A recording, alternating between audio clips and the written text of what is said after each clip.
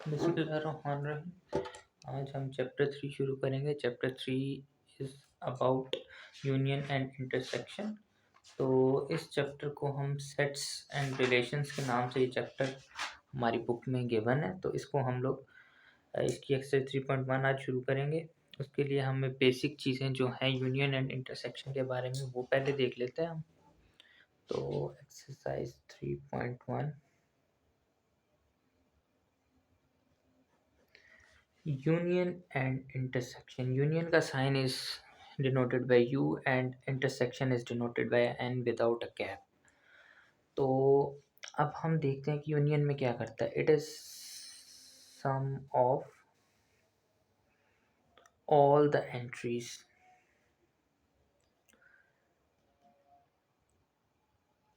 But इसके अंदर repeat entries repeat नहीं होती।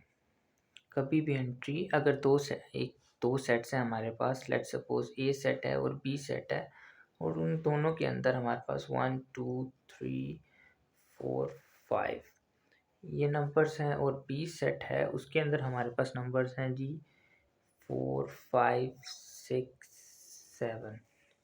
अभी हमारे पास दो सेट्स हैं और अगर हम इन दोनों का यूनियन लेंगे तो हमारे पास इन दोनों का क्या है, sum of all the entries. तो हम इसको सम करेंगे ऑल एंट्रीज को, but we will not repeat any entry. तो 1 2 3 4 5 ये सारी एंट्रीज हमने लिख ली। अब हम नेक्स्ट टेबल पे देखते हैं। तो नेक्स्ट सेट में हमारे पास 4 एंड 5 की वजह 4 एंड 5 ऑलरेडी हमने लिखा हुआ है तो हम इसको नहीं लिखेंगे। 6 7 हमारे पास पहले भी नहीं था, तो ये हमारे पास ए यूनियन बी आ गया। सो अब हम देखते हैं कि इंटरसेक्शन में हमारे पास जो कॉमन एंट्रीज होती हैं सिर्फ वही हम लिखते हैं। तो अगर हम इसी सेट को कंसिडर करें और ए इंटरसेक्शन बी करें तो हमारे पास क्या होगा। 1 देखते हैं, दोनों सेट्स में नहीं आ रहा है। 2 दोनों सेट्स में नहीं आ रहा, 3 भी नहीं आ रहा, 4 आ रहा है तो हम लोग 4 लिख लेते हैं। 5 आ रहा है, 5 लिख लेते हैं। उसके बाद 6 7 नहीं मौजूद, तो हमारे पास ये ए इंटरसेक्शन बी हो जाएगा। अब हम इसी कॉन्सेप्ट को लेके चलते हैं और क्वेश्चन नंबर 1 को अगर देखें तो उसमें उसने काफ़ी ज़्यादा पार्ट्स दिए हैं। हम एक पार्ट को देख लेते हैं, बाकी आप प्रैक्टिस के लिए यूज करिएगा। A union B intersection C, इसको हम बुक पे ही कर लेते हैं क्योंकि मुझे डायग्राम्स बनानी पड़ेंगी। तो इसको देखें, अगर पार्ट 1 के अकॉर्डिंगली देखें तो उसने कहा है बी इंटरसेक्शन सी, यानी कि ये उसने हमारे पास जो यूज़ कर रहा है वो वेन डायग्राम्स यूज़ कर रहा है। Venn diagrams basically union and intersection को आसान बनाने के लिए यूज़ की जाती हैं। तो अकॉर्डिंग टू वेन डायग्राम अगर हम देखें तो पहला पार्ट हम देखते हैं A union B intersection C. अब इसमें सबसे पहले आप देखें ब्रैकेट के अंदर है बी इंटरसेक्शन सी, तो ये वाला पार्ट अगर हम पहले देखें तो बी इंटरसेक्शन सी का मतलब है कि हमारे पास बी इंटरसेक्शन सी यानी दो जो उनके अंदर कॉमन पार्ट है वो हम ले कंसिडर करेंगे। तो बी इंटरसेक्शन सी के दरमियान जो कॉमन पार्ट हमारे पास आ रहा है वो ये रीजन है, तो हम लोग इस रीजन को शेड कर देंगे। उसके बाद उसने कहा है यूनियन ए, इसके बाद हमने इसका यूनियन ले लेना है ए के साथ। ए का यूनियन मतलब कि पूरा ए का सेट भी कंसिडर होगा साथ, तो ये सेट तो ये पार्ट तो आएगा ही आएगा, साथ ये पूरा पार्ट भी हमारे पास आ जाएगा। तो आप इस पूरे पार्ट को भी शेड कर देंगे। इसी तरह अकॉर्डिंगली आप लोग इस पार्ट के लिए भी करेंगे इसको, इस पार्ट के लिए भी करेंगे इसको, फिर उसके बाद इस पार्ट के लिए भी करेंगे, फिर आप मूव कर जाएंगे नेक्स्ट पार्ट पे। तो सिमिलरली इसी तरह ये आप आगे करेंगे। उसके बाद हम क्वेश्चन नंबर 2 को देख लेते हैं। तो क्वेश्चन नंबर 2 में हमारे पास 3 सेट्स उसने दिए हैं एक्स वाई एंड जी, और उसने कहा है कि by using the Venn diagram आपने इनके ये आंसर्स फाइंड करने हैं। तो अब हम क्या करते हैं, सबसे पहले देख लेते हैं एक्स वाई और जी। हमारा क्वेश्चन पार्ट 1 और पार्ट 2 सेम ही है, तो हम लोग देखते हैं कि पहले ब्रैकेट के अंदर क्या है एक्स यूनियन वाई, यानी कि एक्स और वाई पूरे पूरे हमारे पास कंसिडर होंगे, बट हम लोग उनके अंदर रिपीटिंग वैल्यूज़ को कंसिडर नहीं करेंगे। जैसे ए बी सी डी ई है और इधर ए सी ई है। अब इसके अंदर हमारे पास ए रिपीट हो रहा है तो हम ए को ओनली वंस लिखेंगे। तो ए बी सी फिर रिपीट हुआ है तो इसको एक दफ़ा लिखेंगे। डी नहीं है तो एक दफ़ा लिख लेते हैं। ई रिपीट हो रहा है फिर एक दफ़ा लिख लेंगे। उसके बाद हम लोग यूनियन सी पे जाएंगे। तो चलें इसको सॉल्व कर लेते हैं। सबसे पहले मैं डायग्राम्स बना लेता हूँ।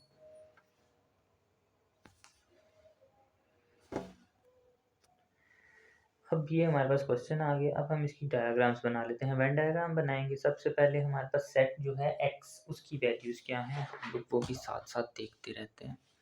तो हमारे पास सेट एक्स जो है, आई होप ये विजिबल हो, सेट एक्स जो है वो हम लोग वैल्यूज़ इधर लिख लेते हैं साथ। X equals to A B C D and E, Y is equal to A C E and Z is equal to G H आई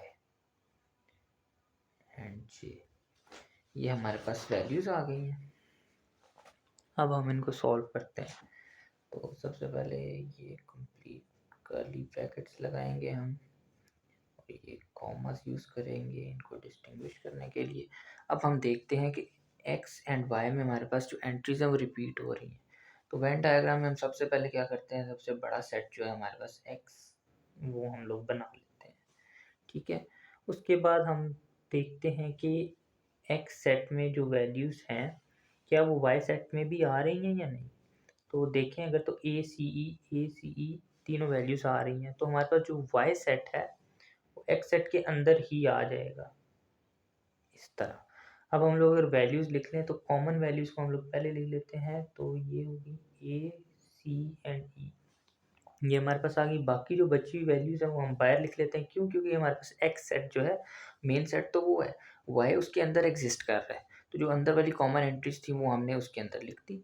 अब हम लोग बाकी एंट्रीज लिखते हैं बी डी, हमारे पास बाकी दो एंट्रीज बची थी।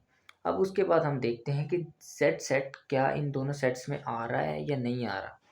तो अगर देखें जी एच आई जे, ये हमारे पास चारों एंट्रीज किसी भी सेट में नहीं आ रही। तो हम लोग क्या करेंगे, इसको सोली अलग लिख लेंगे। तो ये लिख लेते हैं हम जी एच आई जे। अब हम अपने क्वेश्चन की तरफ आते हैं। तो क्वेश्चन था हमारा X union Y union C. तो ब्रैकेट के अंदर वाले को पहले हम देखते हैं एक्स यूनियन वाई। तो ये हमारा जो मेन सेट था दैट वाज एक्स सेट, उसके अंदर हमारे पास वाई सेट था ये वाला। ठीक है, तो हमने एक्स यूनियन वाई यानी कि हमने एक्स और वाई सेट पूरे पूरे लेने हैं। तो हम लोग क्या करेंगे, इस पूरे को शेड कर देंगे इस तरह। उसके बाद हम देखते हैं कि यूनियन जी यानी कि वो हमारे साथ जी को भी ऐड करना चाह रहा है। तो यूनियन का मतलब होता है सम करते हैं हम एंट्रीज को, तो हम लोग इसको भी पूरा शेड कर देंगे।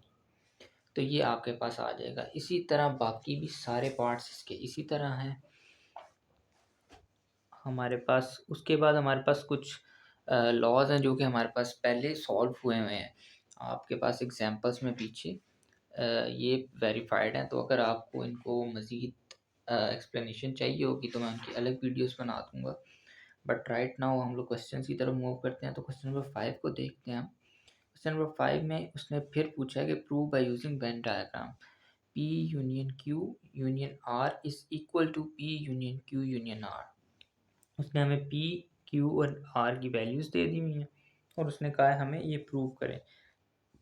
तो इसका भी हम लोग एक पार्ट कर लेते हैं। तो चलें बी पार्ट कर लेते हैं। बी पार्ट को पहले हम लोग लिखते हैं। तो पार्ट क्वेश्चन नंबर 5 का पार्ट 1 देख लेते हैं। P यूनियन Q, सॉरी इसका पार्ट बी करते हैं हम, क्योंकि यूनियन में तो कॉमन ही होता है। और तो ये करते हैं P intersection Q intersection R is equal to P intersection Q intersection R। इसके लिए हम लोग P की वैल्यू लिख लेते हैं 0 1 2 3, Q की है हमारे पास 2 3 4 5 एंड 6, और R की है 5 6 7 8 and 9। Q this is R, curly brackets use कर लेते हैं, डिस्टिंग्विश करने के लिए कॉमास लगा लेते हैं। और उसके बाद अब हम क्या करेंगे, इनको bye using Venn diagram solve करना है। तो सबसे पहले हम लोग देख लेते हैं कि P Q एंड R में कॉमन कौन कौन से फिगर्स हैं। तो P Q में अगर देखें हम तो P Q में 2 कॉमन है हमारे पास एंड 3 कॉमन है। क्यू आर में अगर हम देखें या पी आर में अगर देखें तो पी आर में हमारे पास कोई चीज़ कॉमन नहीं है। क्यू आर में अगर देखें तो हमारे पास 5 कॉमन है एंड 6 कॉमन है। तो अब इन कॉमन वैल्यूज़ को ज़हन में रखते हुए हम लोग वेन डायग्राम्स बनाएंगे। ये हमने बनाया पी के अंदर लिख लेते हैं, बल्कि जो कॉमन वैल्यूज़ हैं वो हमने नहीं लिखनी, उसके अलावा जो वैल्यूज़ हैं वो हम लिख लेते हैं। उसके बाद हम लोग क्यू को इसके ऊपर ओवरलैप करेंगे, क्योंकि हमारे पास कॉमन वैल्यूज़ आ रही हैं। कॉमन वैल्यूज़ को हम यहाँ पे लिखेंगे, जो बच जाएंगी वो हम लोग लिख लेंगे ऐसे। अब ये जो मार्क की हुई थी हमने, इसके लिए हम लोग इसको आर से ओवरलैप कर देंगे। जब ये हम आर से ओवरलैप करेंगे तो 5 एंड 6 कॉमन है हमारे पास, बाकी 7 8 एंड 9 जो है वो हमारे पास एज इट इज़ आ जाएगी। ऊपर लिख भी लेते हैं पी क्यू एंड आर। अब हम लोग इसको फर्दर देखते हैं इस क्वेश्चन के हिसाब से। तो according to left hand side अगर हम देखें तो P इंटरसेक्शन Q, यानी कि P इंटरसेक्शन Q वाला पार्ट जो है वो कॉमन पार्ट हमारे पास ये है। तो ये वाला पार्ट हम शेड कर देते हैं। और उसके बाद कह रहे हैं इंटरसेक्शन R, तो जो हमारे पास R के साथ कॉमन पार्ट आ रहा है PQ का, वो हम लोग इधर शेड कर देते हैं। तो ये हमारे पास आ जाएगा सेट, हमारे पास बचेगा जो होगा, इसको आप इस तरह भी लिख सकते हैं 2 3 एंड 5 6, और आप इसको इस तरह भी लिख सकते हैं 2 3 5 एंड 6। बट ज़्यादा आपके लिए प्रेफरेबल मेथड ये है, क्योंकि उसने हमें बाय यूजिंग वेन डायग्राम बोला हुआ है। अगर राइट हैंड साइड को अब हम देखें, या हमारे पास लेफ्ट हैंड साइड की वैल्यू आई है, राइट हैंड साइड की देखें तो सिमिलरली हम लोग इसी तरह की एक डायग्राम बना लेते हैं सबसे पहले। ठीक है, हमें पता है कि डायग्राम किस तरह की बननी है। 0 1 2 3 4 5 6 7 8 and 9। This is P, this is Q and this is R। अब हम देखें अगर क्वेश्चन में, तो हमारे पास उसने कहा है P intersection Q intersection R, तो ब्रैकेट के अंदर पहले देख लेते हैं Q इंटरसेक्शन R, जो कॉमन पार्ट है उसको हम शेड कर लेते हैं। और उसके बाद उसने बोला है इस पूरे का इंटरसेक्शन विद P, तो इसका कॉमन पार्ट विद P इसका क्या है हमारे पास, ये 2 एंड 3। तो अगर हम लोग इसका कॉमन पार्ट लिख लें तो वो हमारे पास आएगा 2 3 5 एंड 6। तो ये हमारे पास इक्वल टू इसके ही आ रहा है। अगर हम इसको सिंप्लीफाई करके सेट में लिखें 2 3 5 एंड 6, तो हम लोग कह सकते हैं कि LHS is equal to RHS। Similarly आप इसी तरह बाकी आगे क्वेश्चंस जो हैं वो भी बिल्कुल इसी तरह ही है, इसका नेक्स्ट पार्ट भी इसी तरह है। आगे भी सब के सब क्वेश्चंस जो हैं इसी तरह हैं। आपने ब्रैकेट के अंदर पहले सॉल्व करना है और उसके बाद आपने ब्रैकेट के बाहर वाला सॉल्व कर देना है। इंटरसेक्शन के लिए आप जो नॉन रिपीटिंग और सम ऑफ ऑल कर लेते हैं, लेकिन जब आपके पास इंटरसेक्शन आता है तो इंटरसेक्शन में आप कॉमन को कंसिडर करते हैं, यूनियन में आप सम कर लेते हैं सबको और अनरिपीट नहीं करते। इस क्वेश्चन में भी, इसने क्वेश्चन नंबर 7 में set of first 3 vowels AEI, set of the word energy, letters इसके एनर्जी के आपने यूज़ करने हैं, और set of letters of the word algebra, इसके लेटर्स आपने यूज़ करने हैं। आपके पास तीनों सेट्स आ जाएंगे और आपने उनको अकॉर्डिंगली पहले लेफ्ट हैंड साइड सॉल्व करनी है, फिर राइट हैंड साइड सॉल्व करनी है, और आपके पास आंसर आ जाएगा।